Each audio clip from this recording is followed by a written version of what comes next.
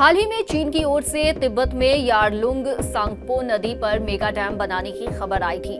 माना जा रहा था कि चीन ने ये कदम भारत पर स्ट्रेटेजिक एडवांटेज के लिए उठाया है, तो अब भारत ने भी चीन को जवाब देने का फैसला किया है। भारत ने भी अपने सबसे ऊंचे डैम दिबांग मल्टीपर्पज प्रोजेक्ट पर तेजी से काम शुरू कर दिया है। अरुणाचल प्रदेश के लोअर दिबांग वैली जिले में बनने वाला ये डैम भारत की सामरिक सुरक्षा के लिहाज से बेहद अहम माना जा रहा है।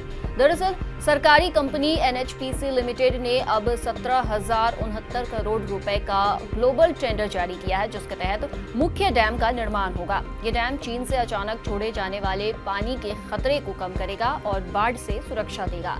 निविदा के मुताबिक 91 महीनों की समय सीमा तय की गई है और साल 2032 तक इस डैम के तैयार होने की उम्मीद है। प्रधानमंत्री नरेंद्र मोदी ने पिछले साल इस 2880 मेगावाट क्षमता वाले दिबांग मल्टीपर्पज प्रोजेक्ट की आधारशिला रखी थी। इसके बाद अरुणाचल प्रदेश के मुख्यमंत्री पेमा खांडू और बीजेपी नेताओं ने हाल ही में गांव मिनली में साइट का दौरा किया और तैयारियों का जायजा लिया। सीएम ने भरोसा दिलाया है कि ये मेगा प्रोजेक्ट तय सीमा तक पूरा कर लिया जाएगा। ये परियोजना इसलिए भी महत्वपूर्ण है क्योंकि चीन जुलाई में तिब्बत में दुनिया के सबसे बड़े hydro power dam Motuo hydro power station का निर्माण शुरू कर चुका है।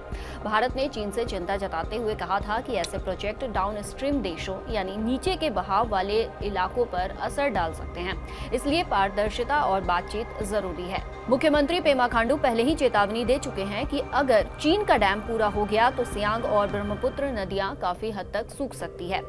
वहीं चीन अगर चाहे तो अचानक पानी छोड़कर भारत में बाढ़ की स्थिति भी पैदा कर सकता है।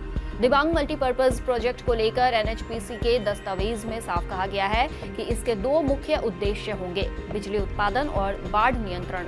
278 मीटर ऊंचा ये डैम भारत का सबसे ऊंचा डैम होगा, जिससे हर साल 11,223 मिलियन यूनिट बिजली का उत्पादन किया जाएगा। दिबांग नदी, जो ब्रह्मपुत्र की प्रमुख सहायक नदियों में से एक है, लगभग 195 किलोमीटर लंबी है और असम के सादिया में लोहित नदी से मिलकर ब्रह्मपुत्र में मिल जाती है। इस परियोजना से अरुणाचल प्रदेश को हर साल 700 करोड़ रुपए की मुफ्त बिजली भी मिलेगी। टोटल परियोजना की लागत करीब 31,875 करोड़ रुपए है। भारत अब इस प्रोजेक्ट को अपनी रणनीतिक सुरक्षा कवच के रूप में देख रहा है, ताकि चीन के डैम से पैदा होने वाले किसी भी खतरे का सामना किया जा सके। साल 2020 में हुई गलवान घाटी संघर्ष के बाद इस साल चीन के साथ संबंधों में थोड़ी सुधार देखने को मिल रही है। हाल ही में पीएम मोदी एससीओ समिट के लिए चीन का दौरा कर लौटे हैं। पीएम ने वहां चीनी राष्ट्रपति शी जिनपिंग के साथ बायलैटरल मीटिंग भी की थी। इन सब के बावजूद चाइना की ओर से बनाया जा रहा ये डैम भारत के लिए चिंता का एक बड़ा विषय है।